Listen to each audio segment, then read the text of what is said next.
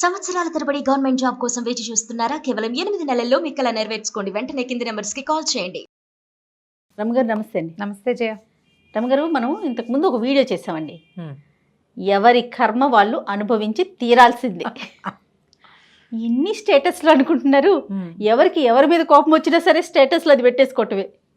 నాకు చూసినప్పుడు భలే సంతోషం అనిపించిందండి. పెట్టుకున్నందుకు ఇదేంటి స్టేటస్లో వాడేస్తున్నారు అనుకున్నా కానీ మన వీడియో భలే వైరల్ అవుతుంది అనుకున్నాను. నిజమే కదా రమగారు? ఖచ్చితంగా అనుభవించాల్సిందేనా? మనం ఏది చేస్తే అది, మంచి చేస్తే మంచి, చెడు చేస్తే చెడు. దీనికి సంబంధించి ఏమైనా కథలు ఉన్నాయండి? ఇంకో కథ చెప్దాం. చెప్పండి. పూర్వం అగ్నిదత్తుడు అని ఒక బ్రాహ్మణుడు ఉండేవాడు. ఆ కథలన్నీ ఇవే ఉంటాయి, బ్రాహ్మణుల పేరు చెప్పాను అనుకోవద్దు, ఆ కథలు అంతే. అయితే ఆయనకి సోమదత్తుడు, వైశ్వానరుడు అని 2 కుమారులు ఉన్నారు. వైశ్వానరుడు బుద్ధిమంతుడు, చక్కగా శాస్త్రం చదువుకుని మంచి వాళ్ళు పని చేసుకుంటున్నాడు. ఈ సోమదత్తుడు మహాపొగరుబోతు, చాలా అందగాడట ఆయన. ఎవరు? సోమదత్తుడు అందగాడు, పొగరుబోతు, మూర్ఖుడు. తాబట్టిన కుందేటికి 3 కాళ్ళు అంటాడు. బ్రాహ్మణోచితమైన విద్యలు లేవు. ఏదో చదువుకున్నాడు, తెలియకపోవటం కాదు, తెలుసు, కానీ ఆరగెంట్ అనమాట. వైశ్వానరుడు చక్కగా చదువుకుని ఆ ఊళ్ళో ఉన్న రాజుగారికి పౌరోహిత్యం చేసుకుంటూ హాయిగా ఉన్నాడు.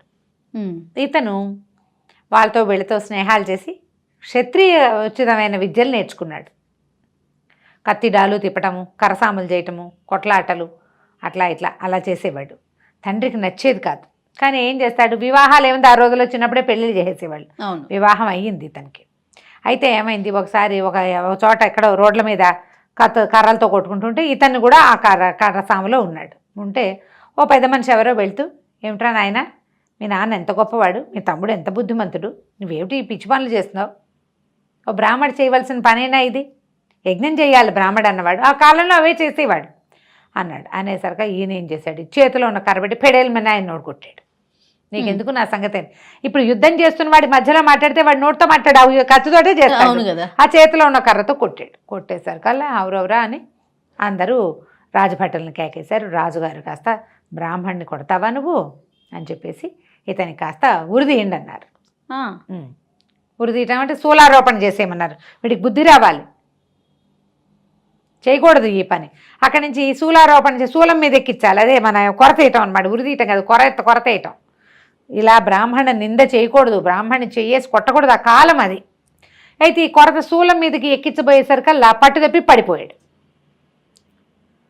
ఈ కింద తలార్లు వీడిని మళ్ళీ లేపి మళ్ళీ ఎక్కించబోయారు. ఎక్కించబోయేసరికల్లా ఈ పైకి చూస్తుంటే ఏమైంది, పైనుంచి ఒక పక్షి ఏదో వెళ్తుంటే దాన్ని రెక్కలేవో రాలిపడి కళ్ళు పోయినంత పని అయింది ఆ తలార్లు ఇద్దరికి. వీడికి ఏదో ఉంది వీడి దగ్గర, దింపేసుకున్నారు. ఈ లోపల ఏమైంది, తండ్రి అన్నయ్యకి ఇట్లాగా శూలదండను వేశారని తెలుసుకున్న ఈ వైశ్వానరుడు రాజుగారి దగ్గర పరిగెత్తుకెళ్ళి, బాబా మా అన్నయ్యని వదిలిపెట్టండి, బుద్ధిగా ఉంటాడు, ఇక నేను బతిమలాడుకుని చెప్పుకుంటానని రాజుని తెగ బతిమలాడాడు. రాజు మహాకోపంగా ఉన్నాడు ఇతని మీద. ఇతను ఒక బ్రాహ్మణ యువకుడు అయ్యుండి బ్రాహ్మడు చేయవలసిన యజ్ఞయాగాది క్రతువులు ఏమీ చేయకుండా సాటి బ్రాహ్మడు తన తండ్రి వయసు వాడిని కొట్టడం అంటే ఏమిటి, ప్రజల్ని పాడు చేయటం, సమాజానికి వీడు ఏం మెసేజ్ ఇస్తున్నట్టు? ఇదే కదా పాయింట్. ఒకడు తప్పు చేస్తే వాడు మిగిలిన వాళ్ళకి ఇది చెయ్యండి పర్వాలేదు ఊరుకుంటారని రెచ్చిపోతారు కదా. దాంతో చాలా బతిమలాడాడు. సరే రాజుగారు అన్నారు, సరే శూలదండను వద్దు అని శిక్ష క్యాన్సిల్ చేశారు. క్యాన్సిల్ చేస్తే ఈ రాజుగారు అవమానపడిన ఇతను సోమదత్తుడు ఊరు వదిలిపెట్టి వెళ్ళిపోదాం అనుకున్నాడు. అయితే వీళ్ళు ఏమన్నారు, రాజు శాంతపడ్డాడు, ఇక్కడే ఏదైనా చేసుకో, నీకు బ్రాహ్మణ క్రియాకలాపాలు రావు, అవన్నీ నేర్చుకోవాలి చిన్నప్పటి నుంచి. ఏదో 4 ముక్కలు వచ్చు, ముక్కలు వస్తే చాలదు కదా ఈ క్రియలకి, ఇంకేదైనా చేయమంటే సేద్యం చేసుకుందాం అనుకున్నాడు భార్యతోటి. సేద్యం కోసం సరే వెతకటం మొదలుపెట్టాడు. ఒక అడవిలో ఒక చక్కటి పొలం దొరికింది ఇతనికి. దాంట్లో ఒక పెద్ద రావి చెట్టు. ఆ రావి చెట్టుని ఆనుకునున్న ఆ పొలాన్ని చూసుకుని రాజుతోటి ఈ వైశ్వానరుడు తన తమ్ముడు ద్వారా రాజును ఒప్పించుకున్నాడు. అక్కడ సేద్యం ఆ రోజుల్లో అలా ఉండేది, ఖాళీగా ఉంటే వీళ్ళ దారిని వీళ్ళు రాజుగారికి చెప్తే ఆ చేసుకో అని చెప్తే చాలు, వీళ్ళ దారిని వీళ్ళు చేసుకోవచ్చు, పట్టాలు పుట్టడం సులువు. అవును. సరే ఇతను ఏం చేశాడు, వారకలు కట్టుకుని అదంతా చక్కగా దున్నుకున్నాడు. అయితే ఈ రావి చెట్టుకి ఉంది కదా, ఆ రావి చెట్టును చూసి ఈ చెట్టు మీద ఎవడైతే ఈ చెట్టుని మీద ఉన్నాడో అతడికి నేను భక్తుణ్ణి అని చెప్పి చెట్టుకి దండం పెట్టాడు. దండం పెట్టి దున్నుకున్నాడు. దున్నితే బ్రహ్మాండంగా పండింది. పంట కోసే సమయానికి దొంగలు పడ్డారు. దారి దోపిడీగాళ్ళు ఎవరో వచ్చి మొత్తం లాక్కుపోయారు. లబో దిబోమని ఏడ్చింది పెళ్ళాం. అయ్యో ఇంత పోయిందంటే చారడి గింజలు మిగిలినాయి. ఇతనికి ఏమని అర్థమైందంటే, నేనేం చేశాను, సరైన పని చేశానా? నా తండ్రికి కష్టాన్ని కలిగించా, నా తమ్ముడికి అవమానాన్ని మిగిల్చా, నాకు తగిన శాస్త్రి ఇది ఇంత కష్టపడ్డాక ధాన్యం ఎలా పోయింది? ఇప్పుడు నన్ను పెంచి పెద్దవాడిని చేసిన తండ్రికి మంచి పేరు తేవాల్సిన నేను ఈ పని చేశాను. అవును. తమ్ముడు చక్కగా వృద్ధిలోకి వస్తే వాడు అవమానపడే పరిస్థితిని కల్పించా, నాకు తగిన శాస్త్రే అయ్యింది అనిపించింది. దుఃఖపడలా, జరగాల్సింది జరిగింది అంతే. ఇంకేం చేస్తాం? భార్యను ఓదార్చి ఆ మిగిలిన కాసిన గింజలు అన్నీ అక్కడ ఇక్కడ పడిపోయినవన్నీ ఏరుకుని ఆ ధాన్యాన్ని పట్టుకెళ్ళాడు. ఆ రావి చెట్టు దగ్గర మొదట కట్టేటప్పుడే మామూలుగా దేవుడికి ఎట్లా పెడతారు, పొంగళ్ళు పెట్టి ఏవో బలేసి అప్పుడు కదా మొదలు పెడతారు. రావి చెట్టు దగ్గర కూర్చున్నాడు. మళ్ళీ అరకలు కట్టాలిగా, పొలం పని అయిపోయింది, మళ్ళీ కట్టాలి కదా. చెట్టు కింద కూర్చున్నాడు. చెట్టుకేమో ఏదో పట్టుకొచ్చాడు, నైవేద్యం పెట్టడానికి పట్టుకొస్తే ఆ చెట్టు మీద నుంచి ఒక వాక్యం వినపడింది. నన్ను నా భక్తుడిని అన్నావు నువ్వు, నీ ప్రయత్నం చేసినా పోయింది, నువ్వు ఒక పని చెయ్యి, ఇక్కడి నుంచి వెళ్ళిపో. శ్రీకంఠ దేశం అని ఒక దేశం ఉంది, దీనికి ఆనుకుని అవతలకే. దానికి ఆదిత్య ప్రభు అనే రాజు ఉన్నాడు. అక్కడికి వెళ్ళు, నేను నీకు ఒక సంధ్యాగ్ని మంత్రాన్ని ఉపదేశిస్తాను. ఈ మంత్రాన్ని నేర్చుకో, ఫలభూతి అని పెట్టుకో నీ పేరు. సోమదత్తుడు కాదు, ఇంకా నువ్వు ఫలభూతి అని పేరు పెట్టుకో. ఆ పేరుతోటి సంధ్యాగ్ని మంత్రాన్ని పఠించు. మంచి చేసిన వాడికి మంచే కలుగుతుంది, చెడు చేసిన వాడికి చెడు దొరుకుతుంది అన్న ఈ వాక్యాలు వల్లించు. ఇదే నీ వాక్యం. ఏమనాలి దాన్ని? కొటేషన్. ఇదే నీ యొక్క సిగ్నేచర్. సంధ్యాగ్ని మంత్రాన్ని నేర్చుకో. నేను ఒక యక్షుణ్ణి, నువ్వు నాకు భక్తుడిని అన్నావు, నేను నీకు సహాయం చేస్తున్నాను. నాకు ఇక్కడ ఎవరు దండం పెట్టిన వాడు లేడు, పొంగల్ పెట్టిన వాడు లేడు, నువ్వు దండం పెట్టి పొంగల్ పెట్టావు కాబట్టి నీకు అవకాశం ఇస్తున్నానని చెప్పాడు. చెప్పి సంధ్యాగ్ని మంత్రాన్ని ఉపదేశించాడు. ఇతని పెద్ద మంత్రాలు తంత్రాలు ఏం రావు, బ్రాహ్మణ పుట్ట పుట్టినా కూడా చేత కాదు, క్షత్రియకర్మ చేసేవాడు కదా. దాంతో సంధ్యాగ్ని మంత్రాన్ని నేర్చుకున్నాడు. భార్యను తీసుకుని ఆ శ్రీకంఠ దేశానికి వెళ్ళిపోతే ఆ రాజుగారి వాకిట్లో నిలబడి పెద్ద కంఠంతో సాయంకాలపేట సంధ్యాగ్ని మంత్రం అనేది ప్రత్యేక మంత్రం. అది సాయంకాలాలు చదివితే రాజుకి విశేషమైన ఫలితం లభిస్తుంది. అది చదివి తర్వాత నా పేరు ఫలభూతి, మంచి చేసిన వాడికి మంచి దొరుకుతుంది, చెడు చేసిన వాడికి చెడు జరుగుతుంది అని పెద్ద కంఠంతో చెప్పాడు. అందరూ విన్నారు. రాజుగారు ఆశ్చర్యపోయారు. ఎవరో వాకిట్లో నుంచి సంధ్యాగ్ని మంత్ర పఠనం చేస్తున్నారు, రాజుకు మంచి జరగాలని చేసేది కాబట్టి ఆయన బయటకు వచ్చి చూశాడు. ఎవరండి మీరంటే ఫలభూతి అని. రాజా ఆశీర్వదించడానికి కూడా మంచి చేస్తే మంచిది లభిస్తుంది, చెడు చేస్తే చెడు లభిస్తుంది, ఆల్ ఈజ్ వెల్ లాగా చెప్పాడు. రాజు సంతోషించాడు. మరి ఏ ఊరు ఏమిటి కనుక్కున్నాడు. నేను ఆశ్రయించి వచ్చాను, నా పేరు ఫలభూతి అంటే రాజు తనతో ఉంచుకున్నాడు. అక్కడి నుంచి ఇల్లు వాకిలి ఏర్పరిచాడు. భార్యతో సహా వచ్చాడు కదా, ఇల్లు వాకిలి ఇంకా అక్కడ సెటిల్ అయిపోయారు. రాజుతో మంచి మాట్లాడుతూ సహాయకారుగా ఉండేవాడు. బ్రాహ్మణుడు. ఇతను అందగాడని మొదటే చెప్పుకున్నాం కదా, స్ఫురద్రూపి. సంధ్యాగ్ని మంత్రం వచ్చు, రోజు సాయంకాలం పఠించేవాడు. అది రాజ్యానికి రాజుకి ఏ ప్రదేశంలో చదివితే ఆ ప్రదేశానికి మంచిది. మంచి చేసిన వాళ్ళకి మంచి లభిస్తుంది, చెడు చేసిన వాళ్ళకి చెడు లభిస్తుంది అనేవాడు. ఎవరైనా దండం పెట్టి నమస్కార సమయంగానే ఆయుష్మాన్ భవ అనేవాడు కాదు. మంచి చేస్తే మంచి లభిస్తుంది, చెడు చేస్తే చెడు లభిస్తుంది. ఈ సిగ్నేచర్ సెంటెన్స్ తోటి చాలా కాలం అక్కడ ఉన్నాడు రాజు దగ్గర. హాయిగా ఉన్నాడు. రాజు ఆయన చెప్పాడు, యక్షుడు నీ జీవితం హాయిగా గడిచిపోతుంది, వాక్యాలు వదలద్దు అని చెప్పాడు. జీవితం ఇప్పుడు హాయిగానే ఉంది. అయితే ఒకనాడు ఏమైంది, రాజుగారు ఈ ఆదిత్య ప్రభువు ఏం చేశాడు, ఆయనకి కువలయావళి ఆయన భార్య పేరు చూడు ఎంత బాగుంది కదా. అయితే ఆయన ఒకరోజు వేటకని వెళ్ళాడు కానీ పూర్తిగా వెళ్ళాల. సడన్గా వెనక్కి వచ్చేసాడు. మానేసి వెనక్కి వచ్చేసి అంతఃపురంలోకి వెళ్ళబోయాడు. అంతఃపురం బయట నుంచున్న కాపలా వాడు కంగారు పడ్డాడు. ఈయన చూసి ఈయన వస్తాడు అనుకోలే. వాడు తత్తరపడుతుంటే ఆయనకు అర్థం కాలే, ఏమిటి ఎందుకు వీడు తత్తరపడుతున్నాడని. లోపలికి వెళ్తే పెద్ద పెద్ద ఎర్రటి రంగుతోటి ముగ్గులు.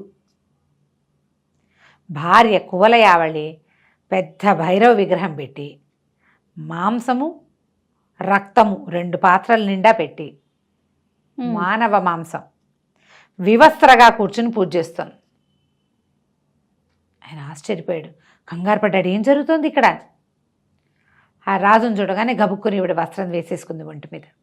ఆవిడ ఏం చెప్పిందంటే, ఎప్పటి నుంచో నేను డాకిని సేవ చేస్తాను. ఇదేంటంటే భైరవ పూజ, ప్రత్యేకమైన పూజలు. ఆ కాలంలో ఈ కథలు మనకి కథాచరిత్సాగరంలో ఈ డాకిని సేవ విపరీతంగా చూపిస్తారు. దానికి ఏంటంటే ఇలా వివస్త్రలుగా ఉండి పూజ చేస్తారు. తర్వాత ఏమో మానవ మాంస నరమాంస నివేదన. ఢాకినీ చక్రవర్తులు అయిపోతారు. ప్రతి వాళ్ళు వాళ్ళకి వశం వదులైపోతారు. వాళ్ళు ఏదనుకుంటే అది అయిపోతుంది. నాకు పెళ్లి కాకముందు నుంచి ఉంది. మా నాన్న ఇందులో చాలా ప్రఖ్యాతిగాంచిన వాడు. అందుకనే మాకు అక్కడ సంపదలు ఎక్కువగా ఉన్నాయి. నా పెళ్లి కాకముందు నాకు కాళరాత్రి అని ఒక గురువుగారు ఉండేది. నా స్నేహితురాళ్ళంతా గాల్లో ఎగిరేవాళ్ళు. ఇదంతా వీళ్ళు ఎలా ఎగురుతున్నారంటే అక్కడెక్కడో వినాయకుడు ఉన్నాడు, ఆ వినాయకుడిని పూజిస్తే నీకు ఈ ఖేచర విద్య వస్తుందన్నారు. ఖేచరత్వం అంటే ఆకాశాల గమన విద్య వస్తుందన్నారు. నేను చూస్తే అక్కడ వినాయకుడు పూజ కోసం వెళ్తే కాళరాత్రి అని మా గురువుగారు నాకు ఇది నేర్పించింది. దీంతో చాలా విద్యలు వస్తాయి. చిన్న రాజ్యం నుంచి నేను ఇంత పెద్ద రాజ్యపు రాణిగా అవ్వగలిగాను. ఇది ఎప్పటికప్పుడు చేసుకుంటూ ఉండాలి. మానవ మాంసం పెట్టాలి, నరమాంసం. అంతఃపురంలో కొంతమందికి తెలుసు. వీళ్ళతోటే నేను ఈ పూజ చేసుకుంటాను ఎప్పటికప్పుడు. నేను ఒక వ్యక్తిని ఆకర్షిస్తున్నాను ఇప్పుడు, నా మాట విని నువ్వు కూడా ఇది చెయ్యి అంది. ఈయన ఒప్పుకోలే. డాకినీ సేవలు అవి చేయకూడదు, రాజు అనేవాడు, ఇది పనికిరాదు, వామాచారం, నేను చేయను అన్నాడు. ఆవిడ బాగా నేను చచ్చిపోతానని బెదిరించేసింది. రాణి ప్రాణత్యాగం చేసి నువ్వు నన్ను చూసేసావు. దాని లక్షణం ఏంటంటే ఇప్పుడు మన అవి చెప్తారు డ్రాక్యులా కథలు చూస్తారు, ఒకడు దొరికాడంటే ఇక వాడు తనలాగా మారిపోవాల్సింది అంతే. నువ్వు నన్ను చూసేవు, ఇప్పుడు నేను ఆత్మహత్య చేసుకోవాలి, లేదా నువ్వు నాలాగా మారాలి, ఏం చేయమంటావో చెప్పు అనేసరికి ఇక రాజు తప్పనిసరిగా ఒప్పుకున్నాడు. ఏమంది, నువ్వు నీ చుట్టుపక్కల రాజ్యాలన్నింటినీ జయించేయగలుగుతావు, నీకు మహాశక్తి సత్తుడివి అయిపోతావు, నువ్వు పోలంత శక్తి వస్తుంది కదా, ఎందుకు కాదంటావు, రహస్యంగానే చేద్దాం, నువ్వు ఉండు, మిగిలిన వాళ్ళు ఎవరికీ చెప్పద్దు. ఎలాగూ నా అంతఃపురంలో నాకు తెలిసిన వాళ్ళందరికీ తెలిసేది, వాళ్ళంతా నా అనుచరులే. ఈ నివేదన చేసిన మాంసాన్ని వీళ్ళంతా భక్షిస్తారు, వాళ్ళందరికీ కేగమనం ఉంది.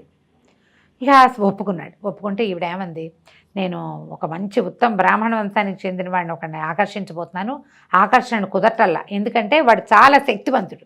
వాడెవరు, ఈ ఫలభూతి. అతన్ని పిలుస్తాను, కాబట్టి పిలవలేకపోతున్నాను, నా శక్తి అతన్ని పిలవడానికి సరిపోవటల్లా, ఎందుకంటే అతని దగ్గర సంధ్యాగ్ని మంత్రం ఉంది, పైగా దాన్ని నిత్యం పఠిస్తాడు. అంచేత ఓ పని చేయలేకపోతున్నా, నువ్వు నాతో పాటు పూజ చేయి. మనం ఏం చేద్దామంటే సూపకారుడు, మన వంటవాడు సూపకారుడు అంటే పప్పు చేసేవాడు, వంట చేసేవాడు అనమాట. వాడికి చెప్దాము, ఇతన్ని వాడి దగ్గరికి పంపించు, వీడిని చంపి వండమని వాడికి చెప్తాం, వండి పట్టుకొస్తాడు. నివేదన చేసి ఆ మాంసాన్ని భక్షించామంటే మనకి ఎంతో శక్తులు వస్తాయి. బ్రాహ్మడి మాంసం చాలా ఉత్తమోత్తమైన మాంసం అని చెప్పింది భర్తకి. ఇది చూడు ఎంత విచిత్రంగా ఉంది. ఇందులో బోల్డ్ అని ఉంటాయి, ఎన్ని కథలు ఉన్నాయి అవన్నీ నేను చెప్పట్లా, ఫస్ట్ టైం ఇలాంటి కథ చెప్పడం. అవును కదా, భీభత్సమైన కథ. సరే, బాధగా ఉంది ఈయనకి, చేయలేకపోతున్నాడు, కానీ పెళ్ళాన్ని చచ్చిపోతుందని భయంగా ఉంది. సరే ఏమనుకున్నాడు, పైగా ఆయనకి ఇంత దీంతో కాపురం చేసి పిల్లాన్ని కూడా కన్నాము, ఇంకేముంది, నేను సగం డాకినీ రకం అయిపోయానని కూడా అనిపించేస్తుంది పాపం. సరే ఏం చేశాడు, వంటవాడిని రప్పించారు.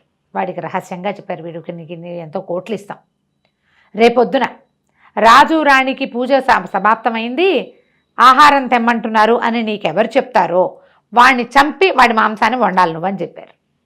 సరేనన్నాడు. ఎవడొస్తే వాడికి చేయాలి, ఎవడో వాడికి తెలియదు. అక్కడి నుంచి ఈయన ఏం చేశాడు, ఈ మన ఫలభూతి కబురు చేశాడు, ఈ రాణిగారు ఏదో ప్రత్యేకమైన పూజ చేసుకుంటోంది, కాస్త మీరు మా సూపకారుడికి రాజు రాణి పూజావసానమైంది, ఆహారాన్ని తెమ్మంటున్నారన్న వార్త చెప్పండి, వార్తాహారులతో చెప్పించకూడదు, బ్రాహ్మణులతోటి చెప్పించాలట ఈ పూజకి, మీరు మా స్నేహితులు కదా అన్నారు. ఫలభూతి సరేనన్నాడు. పొద్దున 10 గంటలకో 9 గంటలకో భోజన వేళ, ఈయన పొద్దునే లేచి వచ్చాడు ఇవ్వటానికి. ఇంతలో ఏమైంది, ఇది రాజుగారికి ఒకప్పుడు చాలా మంచి కుండలాలు చేయించి పెట్టాడు ఈ ఫలభూతి, చాలా అందంగా ఉన్నాయి. రాజుగారు అబ్బాయి చంద్రప్రభువు ఒక 20 ఏళ్ళు 18 ఏళ్ళ వాడు పొద్దున్నే లేచి ఈ ఫలభూతి దగ్గరకు వచ్చాడు. వచ్చి, ఇదిగోండి బంగారం, మీరు మా నాన్నకి చేయించిన లాంటి కుండలాలు చేయించి పెట్టండి, నాకు అవి చాలా నచ్చినాయి, అవి తీసుకుందామంటే ఆయన ఒప్పుకోలేదు, రాత్రి ఇవాళ రాత్రి చేసే ఉత్సవంలో నేను అవి అలంకరించుకుని పెట్టుకుని కుండలాలు పెట్టుకుని ఆ పార్టీకి వెళ్ళాలనుకుంటున్నానని చెప్పాడు. చెప్పేసరికి ఇతను ఏమన్నాడు, అలాగే నాయన, మంచి చేయదలుచుకుంటే మంచి జరుగుతుంది, చెడు చేయదలుచుకున్న వాడికి చెడే జరుగుతుంది, చెడు చేస్తే చెడే లభిస్తుంది, చేయించమంటే చేయిస్తానంటే నాకు ఇప్పుడే కావాలి, ఇవాళే చేయించండి, పొద్దునిస్తే సాయంత్రానికి ఇవ్వాలంటే పొద్దునే పట్టుకెళ్ళి ఇవ్వద్దు, మీరు కంసాల దగ్గర కూర్చొని చేయించండి ఫలభూతి గారు అన్నాడు. అనేసరికి సరే నాయన, ఒక పని చెయ్యి, మీ నాన్నగారు అమ్మగారు పూజ చేసుకుంటున్నారు, బ్రాహ్మడే చెప్పాలట ఈ మాట, బ్రాహ్మడైనా క్షత్రియుడైనా సమానమే నాయన. నువ్వు వెళ్ళి చెప్పు. కాబట్టి నువ్వు వంటవాడికి మహారాజు మహారాణి పూజ అవసానమైంది, ఆహార వేళ అయింది, వంట చేస్తామన్నారని చెప్పు. అంటే చంద్రప్రభ అన్నాడు, మీరు కుండలాలు చేయించండి నేను వెళ్తానన్నాడు. పిల్లాడు కాస్త వెళ్ళాడు. ఎవడు వెళ్ళాడో వాడిని తరిగి వడ్డించాలి, వండాలి. అంతే. వండారు, వడ్డించారు, అయిపోయింది. రాజు ఇక్కడికి పట్టుకొచ్చారు. తీసుకొచ్చిన తర్వాత వీళ్ళ మొత్తం అంతఃపురం బంధించుకుని వాళ్ళ అనుచర వర్గం మాత్రమే ఉండగానే ఈ పూజలో కూర్చుని ఈ మహామాంసం అంటారు, మహామాంసము అంటే మానవ మాంసం అన్నమాట, నివేదన చేశారు. రాజు రాణి ఇద్దరు భక్షించారు. శక్తులు వచ్చాయని భావించారు. శక్తులు వచ్చాయో రాలేదో తెలీదు. మధ్యాహ్నం 3:30-4 గంటలు అయ్యేసరికల్లా ఈ భోజన వ్యవహారం అంతా అయిపోయాక రాజుగారు పేరోలగానికి వెళ్ళిపోయాడు. పేరోలగం అంటే అదే ఏమంటారు మన సభకి. 12:30 అయ్యేసరికల్లా కుండలాలు చేయించేసి వేడి కుండలాలు పుచ్చుకుని ఫలభూతి వచ్చాడు. ఆయన చూడంగానే నువ్వెలా వచ్చావు అని అడిగాడు రాజు. రాజకుమారుడు కుండలాలు చేయించమన్నాడు ప్రభు, అందుకని చేయించాను అన్నాడు. అనేసరికల్లా పొద్దున్న నిన్ను సూపకారుడి దగ్గరికి వెళ్ళమన్నాను కదా అన్నాడు. సరిగ్గానే బయలుదేరుతుంటే అబ్బాయి వచ్చాడు. బ్రాహ్మడైతే ఏమిటి క్షత్రియుడైతే ఏమిటని అబ్బాయిని అక్కడికి వెళ్ళమని నేను ఇవి చేయించాను. మంచి చేసిన వాడికి మంచి జరుగుతుంది, చెడు చేసిన వాడికి చెడే జరుగుతుందండి అన్నాడు. ఆనంగానే రాజు విరుచుకు పడిపోయాడు. తను ఏం చేశానో తెలిసిపోయింది. పిచ్చి పిచ్చి కేకలు పెట్టేశాడు. ఆయనకి అంత సడన్గా ఆయనకి ఏమైందో వీళ్ళకి అర్థం కాలే. అరిచి పిచ్చిగా కేకలు పెట్టాడు. ఈ లోపల ఈ రాజుగారికి ఏదో అయిపోతుందని మహారాణి కబురు వెళ్ళిపోయింది. ఆవిడ పరిగెత్తుకొచ్చేసరికి దబా కొట్టేశాడు భార్యని. ఆయన నీ వల్ల ఇట్లా పనిచేశాం, నీ పిచ్చితోటి నువ్వు నన్ను చస్తానని బెదిరించి నన్ను ఇంత పని చేయించావు. రాజ్యానికి రాజు కావలసిన కుమారుణ్ణి తరిగి మాంసాన్ని తినేసాం మనం అని చెప్పి కొట్టేశాడు. చీతి పేర్పించుకుని దాంట్లోకి వెళ్ళిపోయారు ఇద్దరు. వాళ్ళ వల్ల ఎలాంటిది జరిగింది?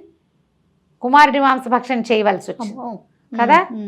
దాంతో ఈ ఫలభూతి ఏం చెప్పాడు, చెప్తూనే ఉన్నాడు, మంచి చేయి మంచి లభిస్తుంది, చెడు చేస్తే చెడే లభిస్తుంది, చెడు చేసిన వాటికి తప్పదు అని. వాడు నమ్మాడు. అది అతను నమ్మాడు. ఆ నమ్మిన వాక్యం వీళ్ళ దగ్గర ఇట్లా అయింది. ఇది క్రూరమైన కథ, కానీ ఎలాంటి పని చేసేవాడికైనా అది లభించి తీరుతుంది. రాజైన వాడు ఉచ్చం నీచం ఆలోచించలా, భార్య కోసం చేసేసాడు. ఆమె బెదిరించింది అతన్ని. ఆమె చేసి ఉండకూడదు, ఆమెదే తప్పు. అది ఖండించకుండా, భార్యని ఖండించకుండా చేసిన పొరపాటు. నువ్వు మీ పుట్టింటికి వెళ్ళిపో, నాతో ఉండొద్దని పంపించేస్తే సరిపోయేది. కన్న బిడ్డనే తినేశారు కదా. చివరికి ఇలా అయిపోయింది కదా. ఏం చెయ్యాలో అర్థం కాదు. వాళ్ళంతా ఫలభూతిని రాజుని చేశారు.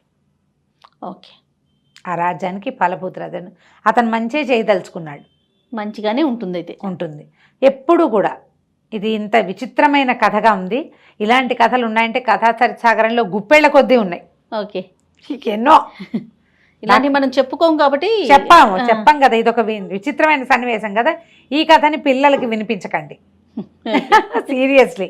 కానీ ఈ పాయింట్ గుర్తుపెట్టుకోండి, మీరు మంచి చేయండి, తప్పకుండా ఇప్పుడు సరిగ్గా లేకపోయినా మంచి ఖచ్చితంగా వెనక్కి తిరిగి వస్తుంది. చెడు చేసిన వాడికి చెడు తప్పదు. నువ్వు ఇక్కడ చేసిన చెడు ఇక్కడి నుంచే వస్తుందని నమ్మద్దు, ఎక్కడి నుంచైనా వస్తుంది. మంచి ఎట్లా వస్తుందో చెడు కూడా అంతే వస్తుంది. చెడు కూడా అంతే. ఇప్పుడు ఎట్లా మనం గింజ పెట్టాము, అన్ని చెట్లు పైనుంచే కాస్తాయా? కొబ్బరి చెట్లాగా కాదే. ఒక బంగాళదుంప విత్తనం పెట్టావు, గింజ పువ్వు పెట్టావు, కింద కాస్తుంది అది. అవును, వేరుశనగ గింజ పెడితే కింద కాస్తుంది కదా. మామిడి చెట్టు పైన కాస్తుంది, వేరుశనగ చెట్టు కింద కాస్తుంది. కాపు తప్పదు కదా. మంచి ఎట్లా వస్తుంది, చెడు కూడా అంతే. ఎక్కడో ఒక చోట నుంచి మనం వెంబడి పడుతుంది. మనం ఏంటంటే మనం ఆ పని చేసాం, దానివల్ల ఇది జరుగుతోందేమో అన్న అనుమానం రాదు. మన మీద మనకు ప్రగాఢమైన నమ్మకం. మనని మనం మోసం చేసేసుకుంటాం ఎప్పటికప్పుడు. అది ఇక్కడ ఎందుకు వస్తుంది అనుకుంటాం, ఎక్కడి నుంచైనా వస్తుంది. ఈరోజు నేను సంతోషంగానే ఉన్నాను కదా అనుకుంటాం, కానీ ఆ చెడు అనేది రాకుండా ఉండదు. ఇలా ఒకళ్ళ మాటలు ఒకళ్ళ దగ్గర చెప్పేవాళ్ళు వీళ్ళందరూ కూడా అనుభవించేస్తారు.